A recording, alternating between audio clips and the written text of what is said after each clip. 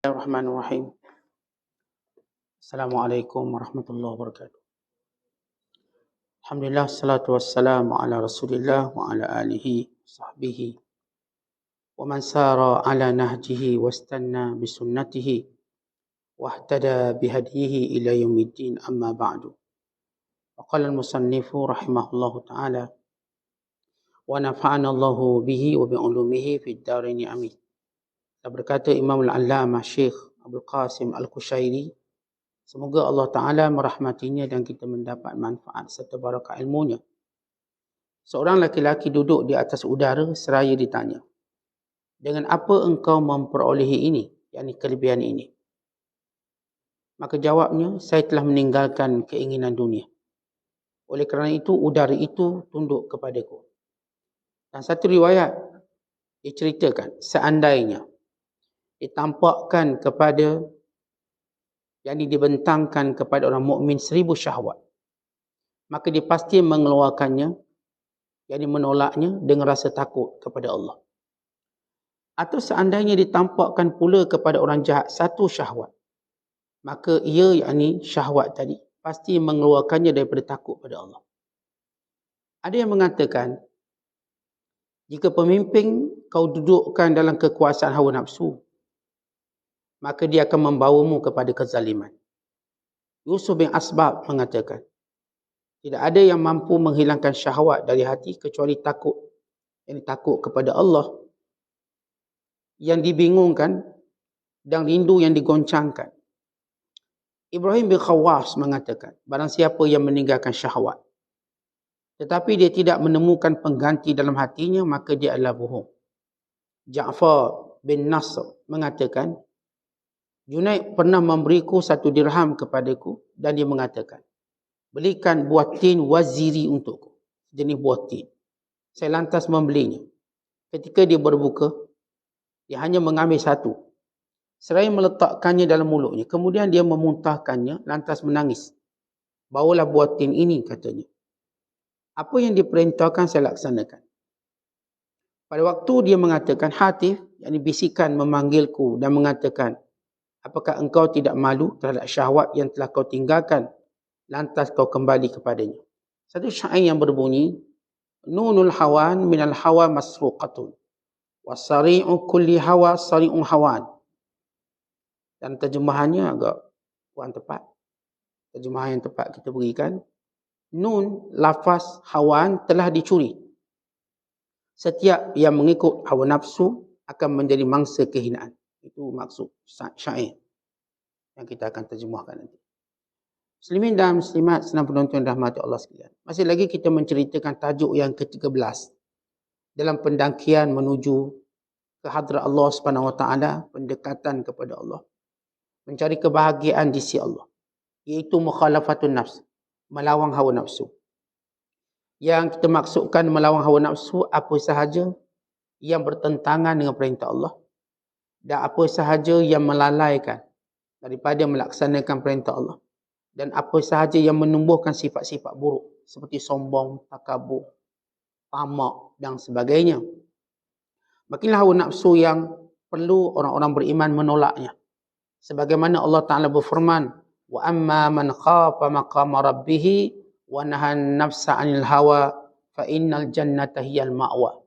Dan surah An-Nazi'at ayat 40-41 Allah menyebut, adapun orang yang takut kepada Allah lalu menahan hawa nafsunya daripada segala kehendak yang bercanggah dengan perintah Allah, maka baginya kedudukannya ialah syurga, tempat tinggal yang abadi. Maka Allah menyuruh kita semua supaya meninggalkan hawa nafsu yang dikenali sebagai hawa, atau yang kita sebut secara mudah dalam bahasa kita hawa nafsu. Dalam bahasa Arab disebut hawa. Hawa yakni asal makna hawa, pertama memberi maksud hendak. Yang kedua memberi maksud jatuh. Dia menjatuhkan. Al-Imam Asy-Syatibi dan demikian juga sebelumnya Imam Asy-Sya'bi rahmatullahi alaihi mengatakan, dinamakan hawa nafsu dengan nama hawa kerana dia menjatuhkan manusia ke dalam neraka. Kerana perkataan hawa menjatuhkan. Jatuhkan ke peringkat bawah sekali. Maka itu hawa nafsu. Kan setiap kali manusia mengikut hawa nafsu, dia akan menjatuhkan dirinya daripada kedudukan imannya. Dan dia akan menjatuhkan dirinya daripada kedudukan akal yang normal. Dan dia akan menjatuhkan dirinya daripada marwah yang menjadi kebiasaan manusia yang baik-baik. Dan akhirnya, dia akan menjatuhkan dirinya dalam neraka. Setiap kali kita ikut sesuatu, kehendak makan, minum, mencari jawatan, kekayaan, dan lain-lain. Kalau ikut secara mutlak, tanpa berpandukan kepada hukum dan agama. Tanpa berpandukan pada dosa dan pahala. Tanpa menghisap diri kita, apakah ia adalah pahala ataupun apakah ia adalah redha atau kemurkaan Allah Ta'ala. Maka bila seorang mengikut hawa nafsunya, tanpa mengikut batasan ini, mula-mula akan berlaku ialah imannya jatuh. Maka itu disebut hawa jatuh. Iman dia jatuh. Kemudian akalnya jatuh. Kemudian marwahnya jatuh. Dan kemudian dia jatuh ke neraka. Maka ini peringkat bila seorang ikut hawa nafsu. Sehingga Nabi SAW mengingatkan kepada kita bahaya hawa nafsu. Bila Rasulullah menyatakan ada 3 penyelamat dan ada 3 pemusnah kehidupan. 3 penyelamat ialah takut pada Allah. Dalam keadaan bersendirian ataupun di khalayak ramai. Takut kepada Allah dalam semua keadaan. Al-khawfullah fi sirri wal alaniyah. Yang kedua penyelamat kita daripada kebinasaan ialah bersikap adil. Waktu kita marah atau waktu kita suka. Al-adlu fi ridha wal ghadab. Dan yang ketiga bersederhana. Sederhana dalam hidup, miskin atau kaya. Memilih sederhana. Dan 3 perkara yang membinasakan, kata Nabi SAW. Salasun muhlikat. 3 perkara yang membinasakan. Yang pertama, syuhun muta', kedekut. Yang kedua ialah ittiba'ul hawa ataupun hawa muttaba', ikut nafsu. Hawan muttaba'. Dan yang ketiga, i'jabul mar'i bi nafsihi. Kagum dengan diri sendiri. Kan itu diceritakan oleh Imam Abdul Qasim. Ada seorang lelaki. Tiba-tiba kelihatan dia duduk di atas udara. Dia bukan berjalan atas air, duduk atas udara. Lalu ditanya kepadanya, bagaimana kamu mencapai kedudukan ini? Sampai terapung kat udara. Maka jawabnya, kerana aku meninggalkan hawa nafsu. Saudara, ini antara salah satu kesan. Walaupun bukanlah kesan tu yang kita nak. Bukan kesan kita nak boleh terbang kat udara. Naik kapal terbang lagi senang. Maksudnya, setiap kali kita menyalih hawa nafsu, akan datang kesan-kesan yang baik dalam hidup. Kesan yang baik dalam hidup ialah kemanisan dalam ibadat. Ataupun kelazatan dalam ta'at. Dan kebencian dalam perkara maksiat. Kesan yang baik. Bukan bila disebut oleh para ulama. Kamu kalau duduk dengan orang yang ikut hawa nafsu, apa akan jadi pada kamu? Pertama, iman kamu terhakis. Yang kedua, hilang nur di wajahmu. Yang ketiga, wujud kebencian antara kamu dengan makhluk yang lain. Kalau kita duduk dengan orang yang ikut hawa nafsu, dia bercakap ikut hawa nafsu, halal haram langgar. Kita ni tuan-tuan, kalau bercakap, kita akan cerita tentang benar ataupun salah. Baik, nilai yang benar atau salah dalam Islam ialah apakah ini perintah Allah, perintah Rasul atau tidak. Ini benar yang pertama kita cakap. Yang awak cakap ni Allah suruh ke? Nabi Muhammad SAW suruh ke? Yang dilarang ataupun sebagainya. Bila kita nak bercakap, cakaplah orang yang mendekatkan kita pada Allah, yang menambahkan cinta kita pada Rasulullah SAW. Kerana ini ilmu. Bagaimana kata Imam Asy-Syafi'i, al-ilmu ma qala Allah wa ma qala Rasul wa ma siwahuma masyghalatun. Ilmu sebenar apa yang Allah firmankan, apa yang Rasul sabdakan, dan selain keduanya adalah penyibukan, sibuk je. Masyghalah, cuma menyibuk. Tetapi ilmu sebenar dalam hidup, apa kata Allah, apa kata Rasul. Yang ni kita akan bentuk cara makan minum kita, cara bekerja kita, cara tidur baring kita, cara bercakap, cara kita bergaul, cara kita membina negara, membina ekonomi, cara kita menghadapi solusi dalam musibah, ujian, berdasarkan apa kata Allah, apa kata Rasul.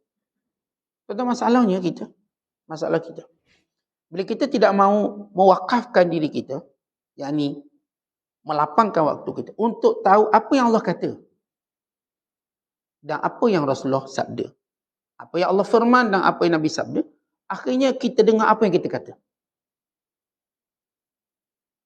Maka syaitan, dia cuba menjauhkan kita daripada sumber ilmu utama. Qala Allah, qala Rasul. Dia akan jauhkan kita. Daripada sumber ilmu yang datang daripada ulama'-ulama' yang mu'tabar, yang menghuraikan benda ni. Untuk kita berpegang kata-kata kita. Akhirnya kita berada pada zaman semua rasa dia bijak. Dia bercakap dengan kata-kata dia. Yang dia rasa logik begitu. Yang dia rasa betul macam tu. Tanpa dia mengambil kira mana sempadan. Maka inilah yang disebut oleh Nabi SAW mengikut hawa nafsu. Sehingga manusia, dia mengikut hawa nafsu, dia tak akan lagi berpandukan pada hukum hakam.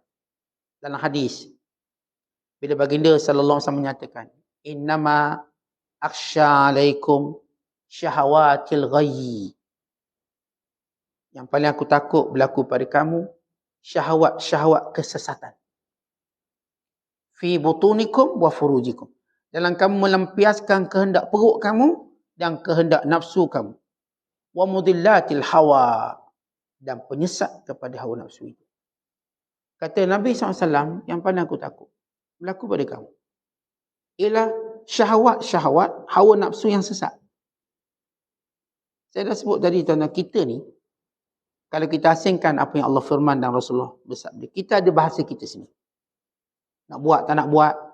Nak ikut, tak nak ikut. Bahasa kita. Kalau orang ulur kita makanan. Kalau bahasa kita sedap ke tak sedap? Itu bahasa kita. Bahasa nafsu. Banyak ke sikit? Free ke bayar? Bahasa kita.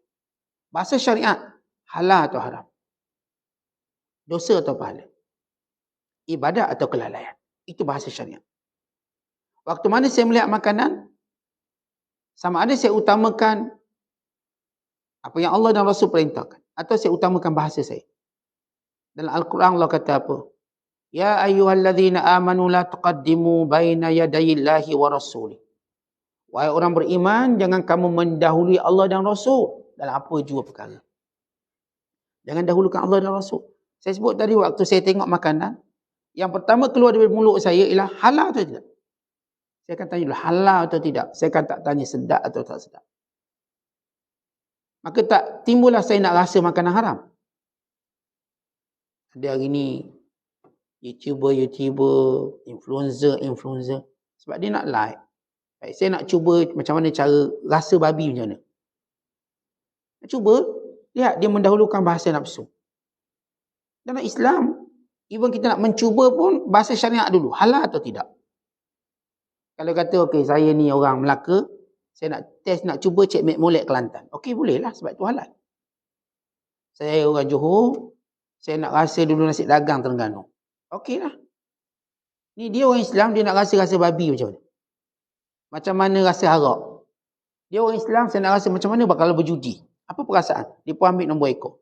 Yang ini mudillatul hawa, penyesat hawa nafsu. Itu bahasa yang pertama kita gunakan ialah bahasa perintah Allah dan Rasul. Saya sebut tadi kalau saya tengok makanan, biarlah kedai makan tu comel, happening macam mana, pertama saya tanya halal atau tidak. Ya kalau halal, maka datang bahasa nafsu yang berada di bawah bahasa syariat. Halal, sedap tak sedap, sikit, banyak, mahal, murah, itu bahasa kemudian. Bahasa itu tidak akan mendahului bahasa syariat saya. Lihat manusia bila ikut syariat. Tapi manusia kalau tak ikut syariat, dia akan kebelakangkan qala Allah qala Rasul. Maka apa jadi padanya? Sesat. Apa jadi padanya? Maka dia akan mendapat mudarat yang besar dalam kehidupan. Apatah lagi di hari akhirat kelak. Dalam satu riwayat diceritakan, orang beriman bila di hadapannya ada 1000 syahwat, namun kerana takutnya pada Allah, dia akan tolak semua syahwat. Contoh kita ada syahwat nak rezeki, syahwat nak kenyang, syahwat nak tidur, syahwat nak berjalan-jalan, nak melancong sana sini. Itu syahwat kita, kehendak. Tapi bila kita fikir benda ni kalau bertentangan dengan Allah, datang rasa takut. Lalu kita tinggalkan semua. Saya nak pergi melancong ni, tempat ni. Tapi saya tahu tempat ni terkenal dengan maksiat. Terkenal dengan tempat pelacuran, mabuk, judi. Ikut hati, ikut nafsu nak pergi. Tapi bila tahu bimbang, mati tempat buruk habis saya. Maka takut saya pada Allah, saya tak pergi. Bila cerita ni rezeki, ditawarkan pekerjaan gaji puluhan ribu. Naklah puluhan ribu. Boleh beli rumah, boleh beli kereta, boleh bayar hutang, boleh tolong saudara mara. Tapi pendapatannya syubhah. Ni gaji dalam pekerjaan yang terlibat dengan rasuah. Saya kena jadi project manager tapi kena dirasuah dulu. Saya pun fikir, ni dosa besar. Tak habis kat dunia, akhirat. Maka takut saya pada Allah, menolak syahwat tadi. Maka saya pun tak boleh bekerja demikian. Saya diminta bekerja tapi bercampur laki perempuan. Tak kenal laki bini orang. Campur, dipanggil ikhtilaf. Saya memang nak duit, nak cari duit ni. Untuk uruskan rumah tangga atau seorang isteri, nak tolong suami. Suami gaji tak cukup. Tolonglah nak jadi promoter ke benda ke. Tapi tempat kerja dia bercampur lagi perempuan. Sampai tak kenal bini orang, laki orang. Tanpa mempedulikan syariat. Maka dia takut saya pada Allah, saya berhenti. Memang nak tolong suami, tapi takut pada Allah, saya tak boleh. Kerja kena buka aurat. Kerja pula kena, yalah macam-macam benda-benda. Aktiviti-aktiviti yang bercampur. Ni laki ni boleh tolak bini orang, boleh tolak punggung bini orang. Atas nama bermain, sukan nikah, hari keluarga. Maka kerana takut Allah, saya tak nak benda ni. Walau gembira seronok, tapi benda ni menyanggahi syariat. Merosakkan syariat. Maka ini yang saya sebut, apa yang dikata oleh para ulama. Orang beriman sebenar, datang 1000 syahwat depan dia. Tapi dia kerana takut Allah, dia tolak semua 1000 syahwat. Tapi kalau orang jahat ini ada satu dia syahwat. Satu syahwat cukup, dia halau keluar takut pada Allah. Yang ni buang agama ni. Orang yang benar-benar ada agama, dia akan tolak semua benda bertentang dengan agama. Walau 1000 yang mendatang dengan segala tawaran. Yang mengasyikkan, yang enak, yang mengiurkan. Tolak. Kenapa? Saya takut Allah. Saya takut hari akhirat nanti. Saya takut azab Allah. Saya takut kubur saya nanti. Saya takut mati saya nanti macam mana. Fikir. Tapi kalau orang jahat, datang satu je syahwat. Tak payah banyak. Satu. Cukup untuk keluarkan iman dia. Dijual. Ini Allah sebut dalam Quran. Orang-orang yang menjual. Ulaika alladhina ishtarawul huda. Ulaika alladhina ishtarawud dhalala bil huda. Mereka yang sanggup membeli kesesatan dengan jual petunjuk. Sanggup dia untuk dapat kesesatan tadi dijual petunjuk Allah. Padahal petunjuk Allah anugerah yang tak boleh dijual beli. Tuan-tuan, bila Allah bagi kita hidayah, taufik, Allah beri keinsafan, Allah beri kita Islam dan iman, ini satu benda tak boleh jual beli. Harganya terlalu mahal. Terlalu mahal. Tuan-tuan, kalau kita tanya apa yang paling mahal yang kita ada, pasti kita akan jawab nyawa kita. Nyawa paling mahal. Ini cakap orang logik biasa. Sebab nak jaga nyawa, kita sanggup bayar berapa untuk nyawa. Bayar hospital, bayar orang berubat kita, bayar orang tolong selamat nyawa kita, bodyguard kita. Tapi ada yang lebih mahal pada nyawa itu. Sebab nyawa walaupun bagaimana kita jaga, dia akan hilang. Ni selebriti yang terkenal, pemimpin terkenal, orang kaya terkenal. Belanja paling banyak mereka gunakan untuk belanja bodyguard. Bodyguard 20 orang, 30 orang. Kenapa? Bimbang nyawa. Ada sampai bodyguard 1000 orang. Ada bodyguard dia sampai, dia ramai, dia upah. Sehingga ada satu sekolah khas, sekolah bodyguard. Dia latih untuk iring orang-orang yang kaya terkenal. Baik, mereka semua tahu paling mahal ialah nyawa. Tetapi orang beriman dia ajar, bukan nyawa paling mahal. Nyawa ini sampai masa habis. Walaupun dia orang paling berkuasa atas dunia, habis. Tetapi paling mahal ni suatu benda yang kekal bersama kita selama-lamanya. Itu apa dia? Agama. Iman kita. Yang menjadi soal jawab kubur nanti, apa agamamu? Kalau itu orang beriman, disanggup hilang apa-apa, jangan hilang agama. Jangan hilang agama. Saya hilang nyawa pun tak apa demi agama. Hilang tanah air pun tak apa demi agama. Hilang harta pun tak apa demi agama. Kan ni paling mahal sekali saya bawa jumpa Allah. Ini lesen. Ini pasport nak masuk syurga. Contoh kalau kita orang musafir, apa yang paling penting sekali kalau tuan-tuan musafir? Yang biasa travel around the world satu dunia. Yang penting sekali pasport. Lebih penting daripada duit. Ada pasport. Pasport untuk menantikan kita ni warga negara mana. Untuk menunjukkan kita legal. Tuan-tuan ada duit, tak ada pasport, wara. Pasport. Untuk jamin kita ni siapa. Itu kalau kita musafir yang paling kita jaga pasport lah. Duduk kat badan kita jaga elok-elok. Jangan sampai hilang anak-anak pasport anak kita. Ini bukti kewarganegaraan. Bukti bahawa kita ni ada negara. Tuan-tuan, yang kalau kita sebut pasport tu penting. Yang kita tahu bagaimana boleh akses satu negara atau pulang ke negara asal kita. Maka Allah jadikan negara orang beriman ini syurga. Dan pasportnya ialah agama Islam. Iman. Maka kan itu bagi kita, bagi orang beriman, yang paling berharga bukan nyawa, tetapi agama. Sebab itu kita diperintahkan untuk mempertaruhkan nyawa kita bagi menjaga agama. Kita bukan mempertaruhkan agama bagi menjaga nyawa. Bukan. Mempertaruhkan nyawa untuk jaga agama. Kita diminta mempertaruhkan harta untuk jaga agama. Bukan mempertaruhkan jawatan kita untuk jaga agama. Buat apa dapat jawatan tapi tak boleh jaga agama? Maka musibahnya berat. Maka inilah dia kemuliaan yang Allah beri pada kita. Tapi orang yang ikut hawa nafsu, dia boleh buang agama dia. Dia boleh buang iman dia, boleh buang Islam dia. Kerana mengikut hawa nafsu. Kan itu kata ulama, jika pemimpin yang kau lantik berdasarkan hawa nafsu, maka kamu akan terlibat dalam kezaliman dia. Contoh waktu kita angkat pemimpin, asasnya apa? Kalau asasnya hawa nafsu sebab kita suka dia, maka kita akan lihat bagaimana babak-babak kezaliman, episod-episod kezaliman yang dia akan buat. Tapi kalau saya lantik dia, bukan kerana hawa nafsu, kerana Allah. Dia menjalankan perintah Allah. Walaupun tak beri kat saya, tak apalah, tapi perintah Allah. Lepas tu kata Abdullah bin Abbas, aku suka seorang hakim yang berlaku adil. Walaupun bukan aku yang terlibat dalam penghakiman itu. Aku suka orang yang melakukan kebaikan. Walaupun bukan aku yang mendapat kebaikan itu.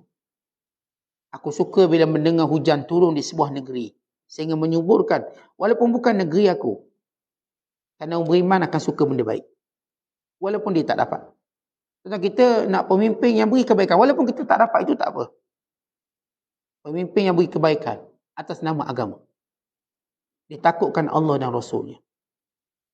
Ditakutkan Allah, dicintakan Rasulnya. Maka dia memimpin atas perintah itu. Kalau hari ini kita lantik pemimpin berdasarkan hawa nafsu, kita akan lihat kezaliman dia akan buat. Mungkin kezaliman itu tak kena pada kita sekarang. Kena pada orang lain.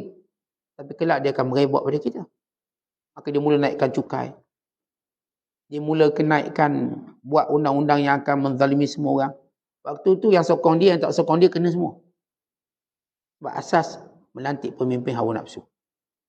Tapi kalau kita melantik pemimpin kerana Allah. Ya kerana Allah saya lantik dia. Mudah-mudahan di atas tangannya tertegak hukum Allah. Tertegak perintah Allah, tertegak keadilan. Tertegak semua kebaikan pada hamba Allah ni. Maka kita akan lihat kebaikan. Walaupun tak dapat kat saya tengok orang miskin dibantu. Orang zalimi dilepaskan. Manusia dapat menikmati keadilan. Maka bagi saya, kalau saya tak dapat, Alhamdulillah, tak ada masalah. Tapi saya nampak benda. Maka di sini asas bila mana kita melantik kekuasaan, juga jangan ikut hawa nafsu. Kemudian kata Syekh lagi, Yusuf bin Asbab mengatakan, tidak ada yang mampu menghilangkan syahwat daripada hati melainkan dua sifat. Tuan-tuan, nak hilangkan syahwat ini, ada dua benda yang kita ada. Apa dia? Pertama, rasa takut pada Allah sungguh-sungguh. Kalau kita tak takut Allah sungguh-sungguh, maka kita tak mampu tolak nafsu. Yang kedua, rasa rindu pada Allah. Rindu pertemuan dengan Allah. Tuan-tuan, kita lihat rahmat Allah, kasih sayang Allah. Kita melihat apa yang Allah berikan kepada kita. Lalu kita rindu. Macam saya selalu bagi contoh. Kalau tuan-tuan ada orang tu, setiap hari dia hantar makanan rumah kita. Nama kita tahu orangnya belum jumpa. Tengah hari hantar makanan. Lepas tu hantar hadiah. Lepas tu hantar itu ini. Takkanlah tuan-tuan tak nak jumpa orang ni. Pasti kita nak jumpa dia. Siapa dia? Kita kenal nama dia, jumpa belum? Kita pasti menunggu waktu nak jumpa. Tuan-tuan, ni kita daripada nikmat hidup, nyawa Allah bagi. Nikmat udara yang kita bernafas. Segala nikmat. Tidakkah kita mau bertemu dengan Allah yang pemurah ini? Maka rindu. Yang rindu pada Allah yang mampu untuk menolak hawa nafsu.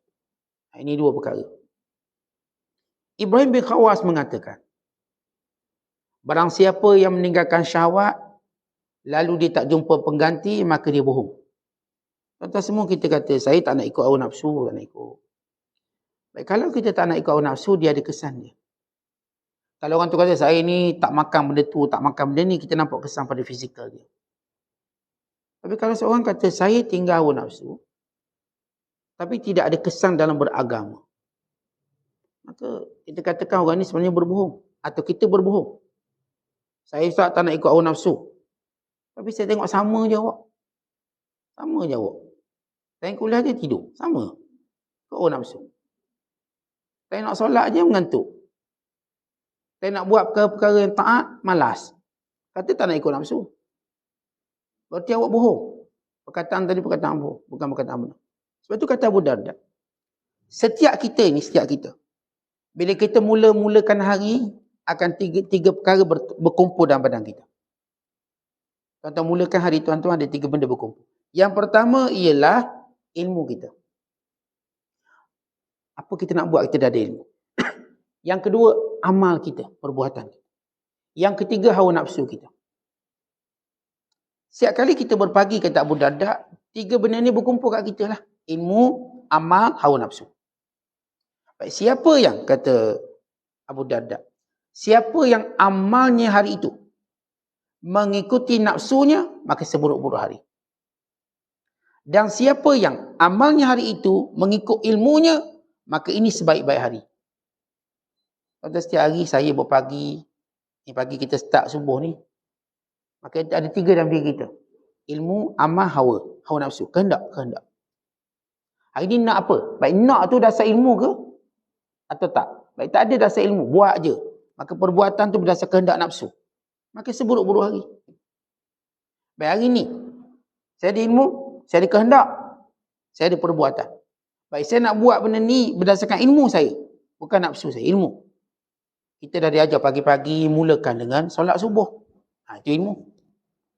Kalau ada orang pagi-pagi tidurlah sepuas-puasnya, pukul 8 bangun pukul 9.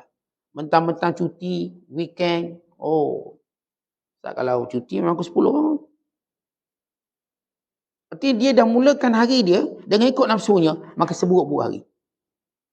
Saya hari ni, atau kita hari ni, saya nak berpagi-pagi bermula dengan ilmu saya tentang untuk melaksanakan solat subuh. Lalu saya pun buat sebaik-baik hari. Lepas solat subuh, saya pun nak dengar kuliah sebaik-baik hari. Kemudian saya nak duha sebaik-baik hari. Saya nak berzikir sebaik-baik hari. Saya nak cari nafkah untuk anak bini saya sebaik-baik hari. Dan itu kewajiban saya. Bila kita susun segala amalan harian berdasarkan ilmu. Dan saya dah sebut dia, ilmu ialah ma qala Allah, ma qala Rasul. Sebaik-baik hari. Tapi kalau hari ni saya mulakan perbuatan saya hari ni ikut apa saya nak. Kalau hari ni saya rasa nak tidur, saya tidur. Kalau hari ni saya rasa nak sembang, saya sembang. Tak ada ilmu, maka seburuk-buruk hari. Lihat hari kita. Apakah ia hari yang mulia ataupun tidak. Sebab itu kata Ibrahim Khawas, kalau seorang kata dia tinggal nafsu, tapi tak nampak pun perubahan, dia bohong. Itu hawa nafsu kita kena ingat. Bila kita ikut hawa nafsu, apa bala dia? Allah akan tambahkan duka cita kita. Dalam satu hadis kursi, dalam kata Wahid bin Warth, Allah Ta'ala pernah berfirman pada Nabi dulu. Dalam firman Allah kata, wa izzati wa jalali wa azamati demi kemuliaanku, demi kebesaranku, demi keagunganku, ma min abdin athara hawaya ala hawahu illa aklaltuhumumahu. Demi kemuliaanku, demi kebesaranku, demi keagunganku, tidak ada seorang hamba yang hari ini dia mendahului kehendakku berbanding kehendaknya, perintahku berbanding nafsunya, melainkan aklaltuhumumahu, akan kukurangkan duka citanya. Akan kukurangkan duka cita. Tetapi kata Allah Ta'ala, wa izzati wa azamati wa jalali, demi kemuliaanku, keagunganku dan kebesaranku, ma min abdin athara hawahu ala hawaya illa aktsartahumumahu. Sekiranya seorang hamba dia ikut hawa nafsunya dengan meninggalkan perintahku, akan kuperbanyakkan sedih dia. Baik, tuan-tuan, kita jumpa satu clue yang baik. Rasa sedih. Sedih ni termasuklah murungnya, anxiety-nya, depression-nya, stresnya, semua anak didik yang melemahkan jiwa kita. Hari-hari ni kita mood tak boleh elok. Kalau mood elok sekejap, lepas tu spoil mood tu. Dia tak boleh bertahan lama. Dia macam istana pasir, indah seketika, kemudian hancur dek ombak yang kecil. Belum tentu ombak besar, belum ombak besar. Hari ni mood saya okey, kejap je okey, lepas tu dah tak okey. Palsu, istana palsu, istana pasir. Orang beriman, kita nak membina daya tahan kuat. Tetapi kita boleh bawa mood baik ini. Bukan daripada pagi sampai petang je, berikut. Walau dalam keadaan musibah yang melanda, walau dalam keadaan ujian yang membadai, tenang, sabar, tenang dalam ujian. Kenapa? Sebab orang ni hidup meletakkan kehendak Allah mendahului kehendak dia. Tapi hari ni kita sedih banyak sebab apa? Sedih tengok bini sedih, tengok anak sedih, tengok dompet lagi sedih, tengok kawan-kawan sedih, tengok makan minum sedih. Sedih memanjang. Bukan sedih kerana tak ada kadang-kadang tu. Kadang terlebih tapi sedih juga. Kenapa jiwa tu mudah sedih? Atau kita sebut ni jiwa mudah, kalau orang politik dia panggil jiwa mudah koyak. Dua politik. Ni jiwa yang rapuh. Kalau orang sastra, rapuh. Ni jiwa yang cepat jatuh, yang cepat kita katakan rosak. Tetapi jiwa kita ni, dia benda yang paling gagah, bukan badan kita. Contoh bina badan, pergi gym, siang malam pergi petang. Itu bukan lambang kekuatan. Itu fizikal. Gagah kat hati. Kekuatan tu sebenarnya kat hati. Ramai mana orang tumbuh besar tapi penakut. Kekuatan semua kat hati ni. Bila hati kita kuat ni, belantara pun kita lalu seorang je. Ni pantai pun kita, ataupun lautan pun kita dayung seorang. Hati kuat. Kalau hati tak kuat, kencing malam pun gerak bini, bangun. Ada orang selama ni berani tapi ada hari dia takut. Bila gerak anak dia bangun-bangun, teman umi kencing, takut. Hatinya mula lemah. Lepas tu kekuatan bukan pada fizikal. Sejarah dah tunjuk, sejarah perang baik. Atau orang kafir, kerjanya kuatkan fizikal. Bila berhadapan dengan orang Islam, apa kata Khalid Al-Walid kepada, ini Khalid Al-Walid yang tak pernah kalah perang. 50 peperangan besar semua dia menang. Bukan lebih pada itu. Kalau dalam catatan sejarah ni, jeneral yang tak pernah kalah. Kuat, gagah. Apa kata dia kepada panglima-panglima musuh? Dia kata, kami bawa tentera yang cintakan mati sebagaimana kamu cintakan hidup. Ya, hati dia. Khalid ni bukan orang besar, berketul badan. Bukan. Tinggal lapang kaki. Tidak. Hati dia kuat. Hatinya terlalu kuat. Atau penat pun tuan-tuan. Penat tu sebenarnya bukan pada badan. Pada hati. Bila hati bosan, kita pun rasa penat. Kalau hati tak bosan, tuan-tuan boleh buat satu hari satu malam. Bila hati bosan, suruh buat sikit. Mak suruh buang buang sampah. Malas lah mak. Penat lah mak. Buat apa? Makan mi 3 pinggang. Makan kopok lagi. Tiba suruh buang sampah, penat. Kita pun marah dengan ayat tu. Kerana ayat tu, penatnya di hati. Bukan di badan. Orang yang saya kata hati kuat, maka dia tak akan penat. Dia boleh jaga malam. Kerana hati ni tak bosan. Baik, kita nak tahu rahsianya apa? Ini yang disebut dalam firman Allah. Bila kita mengutamakan hawa nafsu, maka Allah pun banyakkan sedih kita. Lemah. Tetapi kalau kita mendahului Allah dan semua perkara, Allah jadikan kita kuat. Tetapi para ulama kita lihat kenapa Allah beri mereka kekuatan. Jaga malamnya, jihad mereka, penulisan kitab mereka. Ini kerana mereka dahulukan Allah daripada kehendak mereka. Akhirnya Allah berkati mereka. Orang tanya kepada Zakir Naik, kenapa awak boleh ingat semua kitab?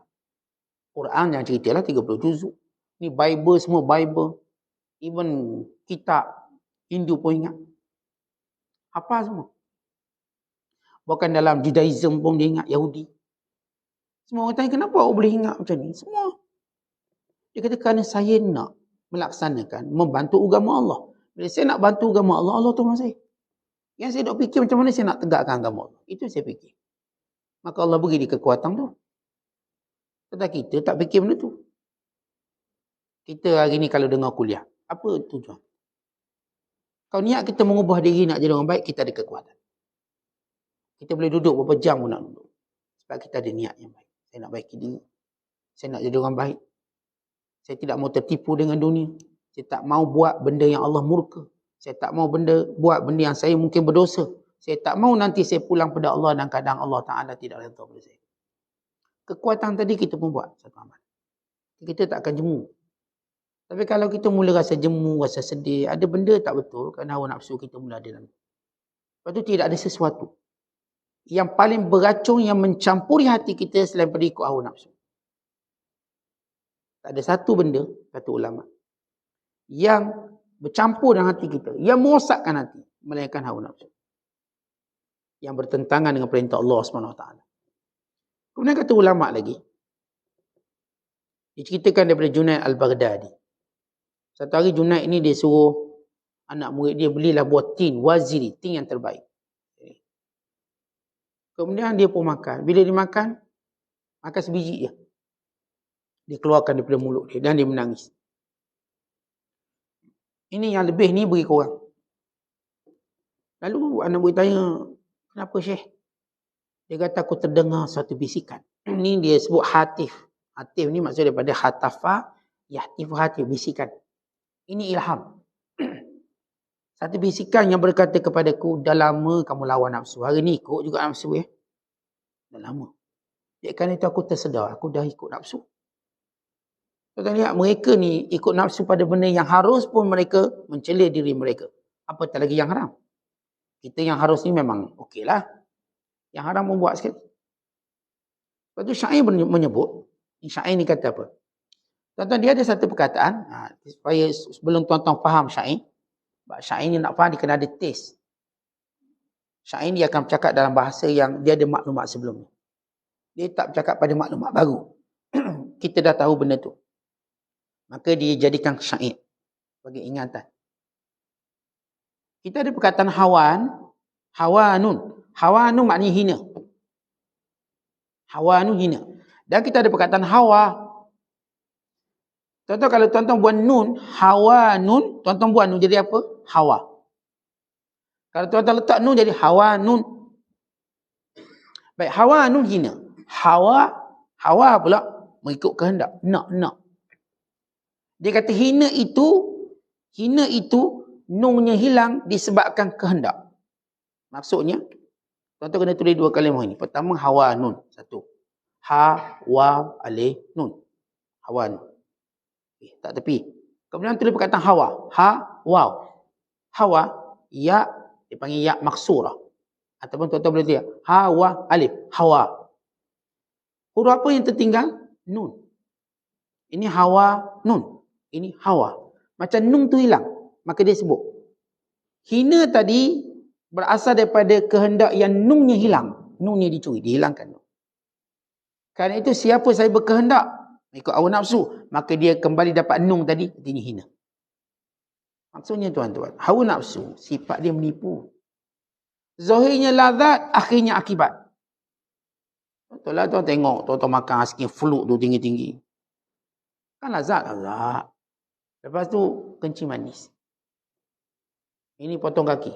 Tuan-tuan minum susu teh, sedap minum susu teh. Buka tegak tu, sedap. Kan sedap. Itu hawa.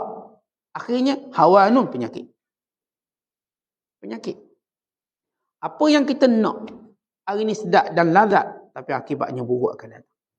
Daripada hawa, daripada apa yang kita nak kepada hawan, ada nun. Ini binasa. Dan ini kita hidup nak seronok-seronok. Seronok. Tak nak semayang, tak nak tutup aurat, pedulikan hukum hakam. Pedulikan syariat. Pedulikan apa kata Allah dan apa sabda Nabi SAW. Pedulikan. Memang sedap. Ikut nafsu, sedap. Tak terikat dengan apa-apa. Saya nak pakai baju ke, tak nak pakai baju, suka saya. Sila, suka awak lah. Saya nak tidur bangun pukul 10 ke, tak nak bangun-bangun ke, suka saya. Ya, suka. Kita kena ingat satu benda. Bila kita mati je, maka kita mula, pertama, mati itu sendiri bukan benda yang kita suka. Tapi dia akan datang. Awak nak mati tak? Tak nak mati. Boleh buat cara tak nak mati? Apa yang tuan-tuan nak akan dihentikan dengan apa yang tuan-tuan tak nak. Ini mati. Sakit. Tuan-tuan boleh hentikan sakit? Tak boleh. Apa yang tuan-tuan nak akan dihentikan dengan apa yang tuan-tuan tak nak. Saya makan suplemen, cek kesihatan, saya buat semua aspek yang menjadikan saya sihat. Itu saya nak. Tapi sakit datang juga. Saya buat security rumah saya, jangan ada orang mencuri. Penuh ni. Pasang guard 3 orang. Jangan mencuri. Guard depan, belakang, atau bumbung duk seorang. Akhir berlaku tak? Berlaku. Guard tu mencuri. Guard tu curi. Dia ingat dengan cara tu dia boleh secure. Apa yang kita nak, dia akan berakhir dengan apa yang kita tak nak. Itulah dia kehendak Allah. Yang paling teruk, ialah mati.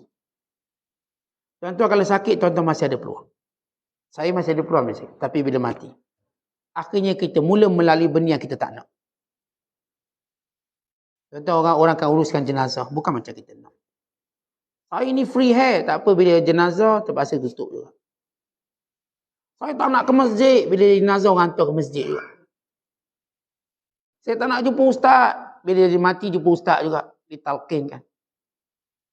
Jumpa juga. Orang yang kita tak nak jumpa tu. Akhir jumpa kat kubur. Pada hari tak beri manfaat.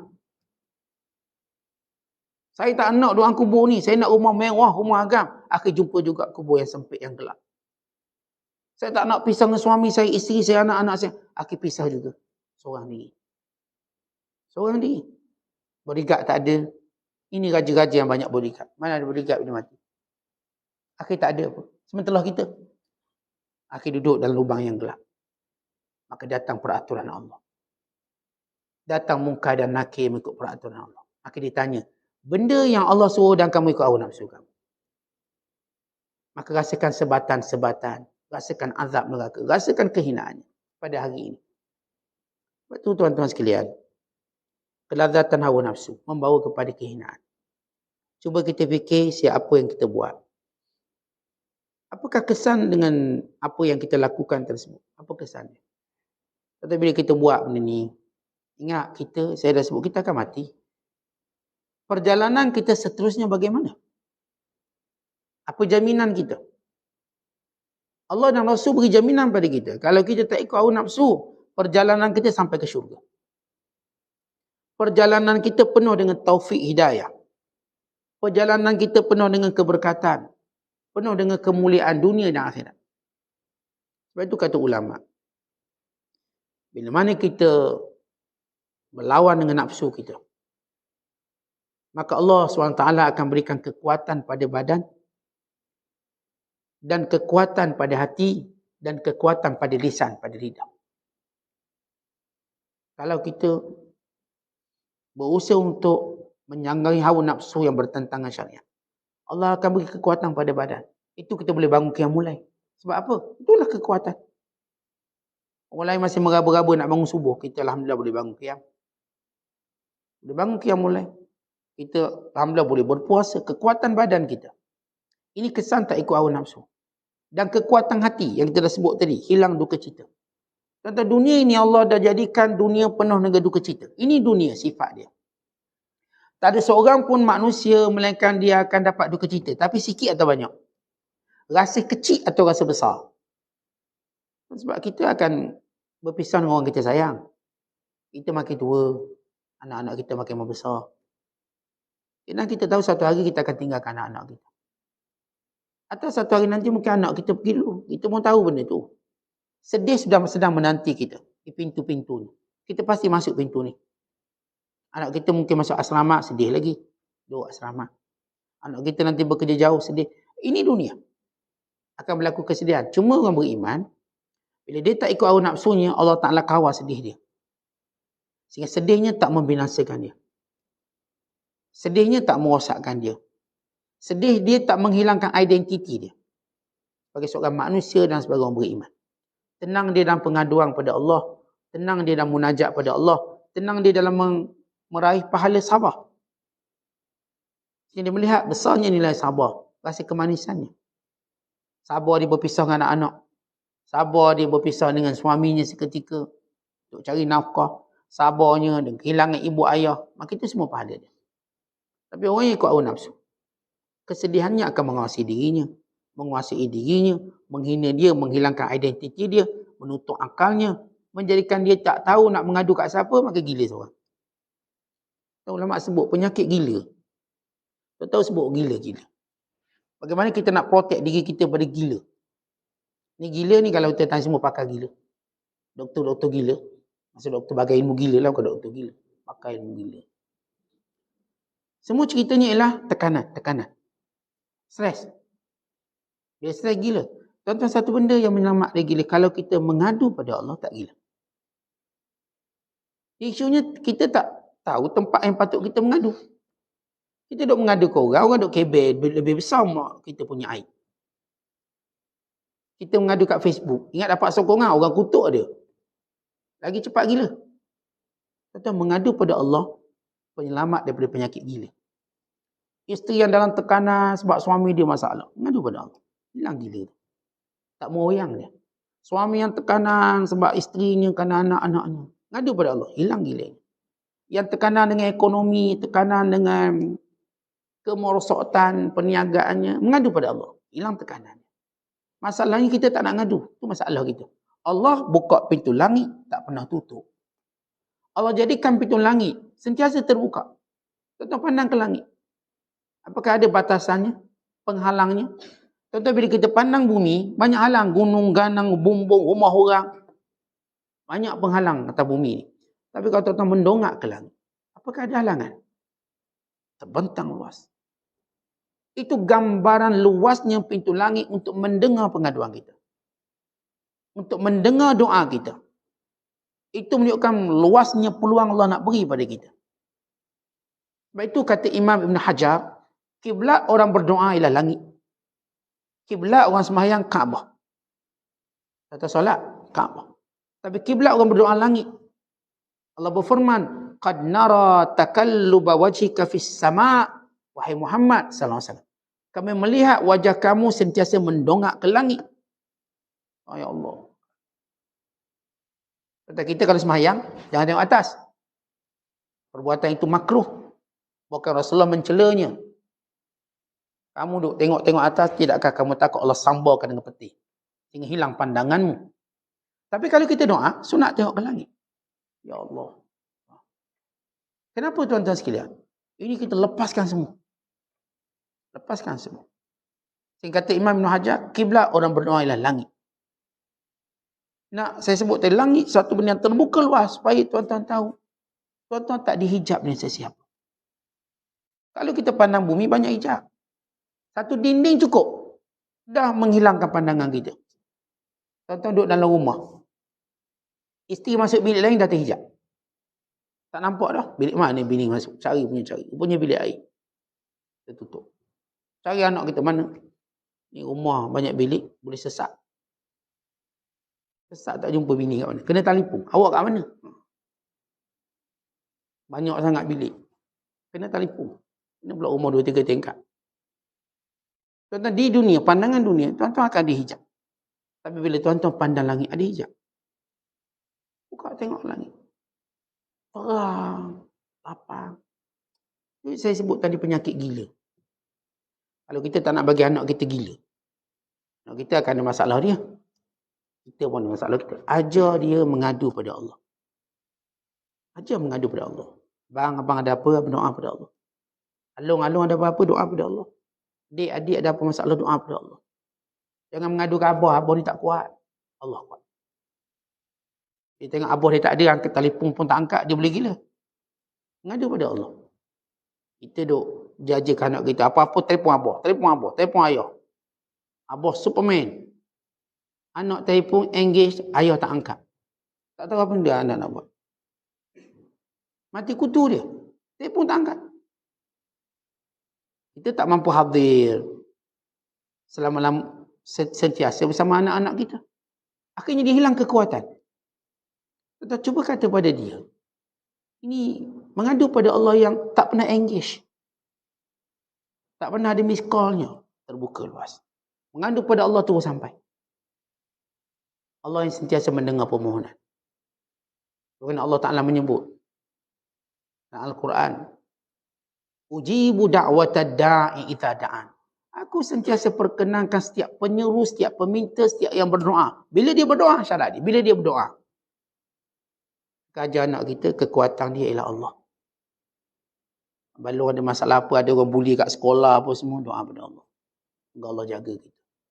Dia kata, ada apa, telefon abah. Telefon abah sibuk, tak angkat sampai sudah. Anak mati kena bully. Dia tak tahu nak mengadu kat siapa. Ajar dia mengadu pada Allah. Tak ada duit, ajar mengadu pada Allah. Semua. Bukan kita kata tak payah beritahu kita. Maksudnya kekuatan dalaman itu kita nak bentuk. Kita Allah tak akan sia-siakan dia. Allah jaga dia di setiap keadaan. Kita tak mampu jaga di semua keadaan. Hatta dalam pelukan kita pun dia boleh hilang. Tengah elok-elok peluk anak, baru nak pilih baju, hilang anak. Itu yang anak-anak hilang kat mall tu banyak. Sampai setengah mak pakai tali tu, ikat macam ikat anjing ya. Tak nak bagi lari. Nak beritahu, dalam dakapan kita pun boleh hilang. Ini kan jauh daripada kita. Tetapi, ajar anak-anak kita bahawa Allah dekat dengan dia. Mereka tak akan pernah hilang daripada Allah. Melainkan mereka tak nak jumpa Allah.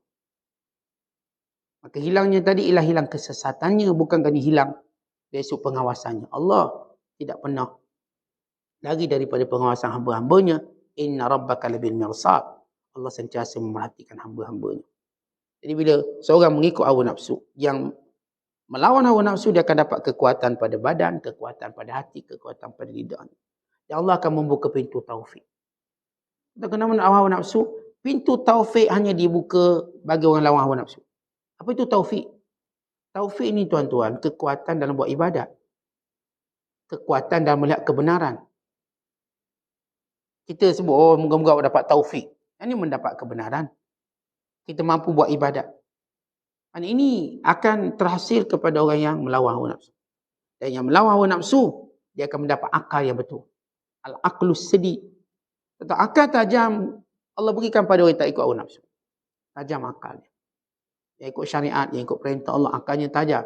Dia boleh fikir sesuatu yang lebih jauh daripada apa yang orang lain fikirkan. Dia nampak. Allah beri dia nampak. Kerana mereka melihat dengan cahaya Allah. Dan yang keempat, kemuliaan dunia akhirat. Lawan hawa nafsu, kita mulia dunia, mulia akhirat. Kita dimulia, kita tengok orang tak ikut hawa nafsu. Tenang, lapang, bahagia. Akhirat, kedudukan yang paling tinggi di sisi Allah Subhanahu Wa Taala. Dan yang kelima, kita tengok bahawa 7 golongan yang mendapat naungan dari Allah, semuanya kerana mereka lawan hawa nafsu. Kita baca hadis 7 golongan. Sab'atun yudhilluhumullahu fi dhillihi yawma la dhilla illa dhilluh. Ada 7 golongan yang mendapat bayangan Allah, yang mendapat teduhan Allah pada hari yang tiada teduhan melainkan teduhan Allah. Siapa mereka? Imamun adilun, imam yang adil. Dan imam yang adil kenapa? Kerana dia tolak hawa nafsu. Kerana seorang tidak boleh berlaku adil kalau ikut hawa nafsu. Bila dia tak ikut hawa nafsu lah, dia berlaku adil. Kemudian Nabi sebut lagi, syabun nasya'a fi ibadatillah. Pemuda yang hidup beribadat pada Allah. Ini pemuda hawa nafsu kuat, banyak nak pergi tempat main-main, berfoya-foya. Tiba-tiba dia beribadat pada Allah. Ini lawan hawa nafsu. Rajulani tahaba fillahi sama alaihi wa tafarraqa alaihi. Dua lelaki yang bertemu, yang berhimpun, yang berpisah kerana Allah. Dua lelaki atau dua perempuan. Bila bertemu kerana Allah, ini orang yang menolak berbuat baik dengan orang kerana nafsu. Kerana Allah saya baik dengan awak. Dia kata tu saya nasihat awak kalau awak salah. Kita bukan baik dengan dia kerana nafsu. Kerana Allah. Dan hari ni kalau kita berpisah juga kerana Allah. Sebab tu bila saya dengar awak berpisah dari saya kata inna lillahi wa inna ilaihi raji'un. Kita ni semua milik Allah. Dan kepada Allah kita kembali. Kerana kita tahu pertemuan kita di dunia kerana Allah. Pisah kita kerana Allah. Yang Rasul sebut lagi golongan keempat. Wa rajulun qalbuhu mu'allaqun bil masajid. Lelaki yang hatinya terikat dengan masjid. Maka tuan-tuan nak terikat dengan masjid ni bukan senang-senang. Kena lawan nafsu. Terikat dengan mall tak payah lawan. Ikut je. Nak terikat dengan tempat-tempat lain tak susah. Masjid yang susah ni. Alasan ada je. Kalau tak ada pun dia ada-adakan. Ada je. Itu yang menjadi kita kena lawan nafsu setiap hari.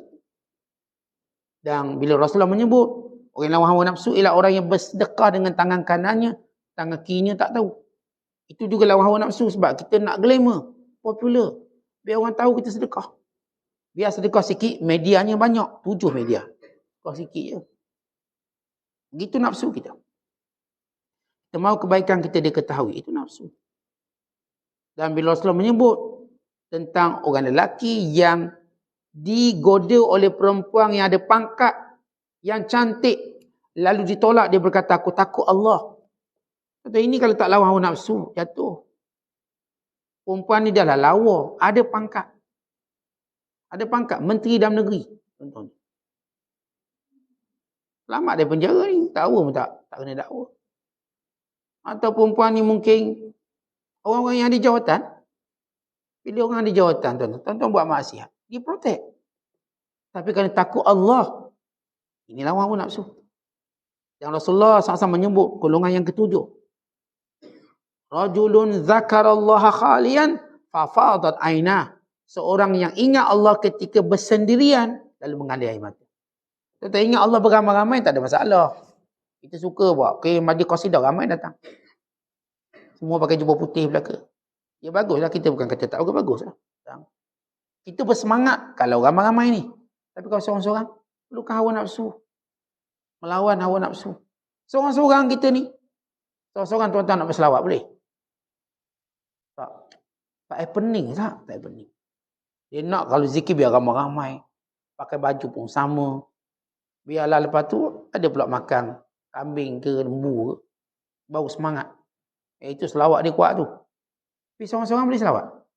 Kalau duduk seorang-seorang awak selawat. Kata ni sempena bulan Maulid Rasul, awak selawat seorang-seorang boleh. Kalau boleh buat tahu lawan hawa nafsu. Tak boleh ustaz, kena ada majlis selawat boleh saya berselawat. Berarti itu semua orang boleh buat. Semua orang boleh pergi ke situ, kerana di situ ada juga hawa nafsu untuk orang tengok dan sebagainya. Tapi kalau seorang-seorang kita baca Quran, seorang-seorang kita zikir, seorang-seorang kita solat sunat. Itu yang agak suka. Kan nafsu kita meronta.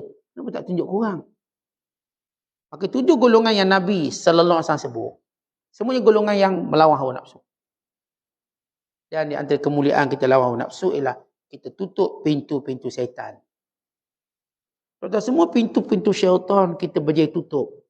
Atau bukan kita tutup dengan baca ayat kursi, dengan zikir, bukan. Sebenar-benar tutup. Pintu masuk syaitan ialah hawa nafsu. Kerana syaitan melihat hawa nafsu ialah lebuh raya paling luas untuk dia masuk dalam badan manusia. Lebuh raya paling luas. Yang lain-lain tuan-tuan cuma jalan kampung, cuma off-road. Tapi lebuh raya yang luas ni bukan 5 lorong, 15 lorong masuk. Dia boleh pecuk ni. Dek kita ikut satu je nafsu. Nafsu tidur cukup. Habis kita. Terlepas qiyamul lail, terlepas solat subuh, terlepas tazkirah, terlepas semua. Anehnya bila wallahu alam nyala mata. Buka, syaitan dah stop. Syaitan berhentikan RNA. Artinya begitu hawa nafsu yang kita kena lawan. Kita tahu itu hawa nafsu dan itu pintu masuk syaitan. Tuan-tuan kena lawan. Tak boleh biarkan kita terlepas mendengar benda baik dalam hidup kita. Jangan biarkan terlepas daripada buat benda baik dalam hidup kita. Jangan biarkan suatu pun niat yang baik terlepas daripada hati kita. Hati saya tak nak terlepas niat baik. Saya sentiasa ada niat baik. Telinga saya tidak mau terlepas mendengar benda baik. Saya sentiasa, kalau benda baik saya nak dengar. Saya tak mau waktu benda baik dilontarkan saya tertidur. Tak nak. Saya nak dengar ceramah-ceramah ustaz-ustaz kita. Ini benda-benda baik. Saya tak nak saya tertidur sehingga saya terlepas mendengar yang baik-baik. Menaikkan hawa nafsu. Tu tuan-tuan tengok ni. Bila kita dengar je khutbah Jumaat, asal nak tidur. Itu Islam suruh kita qailullah sekejap. Kita kena tangani benda ni. Ni agak-agak kalau nak dengar khutbah Jumaat boleh mengantuk. Tuan-tuan tidur 10 minit sebelum khutbah. Tidur sambil duduk kejap. Tak duduk ni payah nak dengar. Baringlah kejap, tak apa. Pergi baring belakang. Waktu tu tak dicela kita tidur. Waktu dicela waktu dengar khutbah. Khutbah kita belum cerah. Agak-agak ni ustaz saya kalau kuliah ni mesti tidur. Tidur dulu sebelum tu. Belum ustaz keluar, ustaz tengah sama study, awak tidur dulu kejap. Ni sembang pula. Sembang. Dia start kuliah, dia pun mula tunduk. Jadi ini benda yang kita nak lawan hawa nafsu. Benda yang nampak kecil, tapi kesannya besar dalam hidup. Saya tak mahu tinggal saya terlepas mendengar benda baik. Saya tak mahu tubuh badan saya terlepas buat baik. Kerana hawa nafsu akan mendorong kita buat jahat, bukan buat baik. Bila saya berjaya, niat baik, bercakap baik, buat baik, saya sudah terselamat daripada nafsu yang jahat.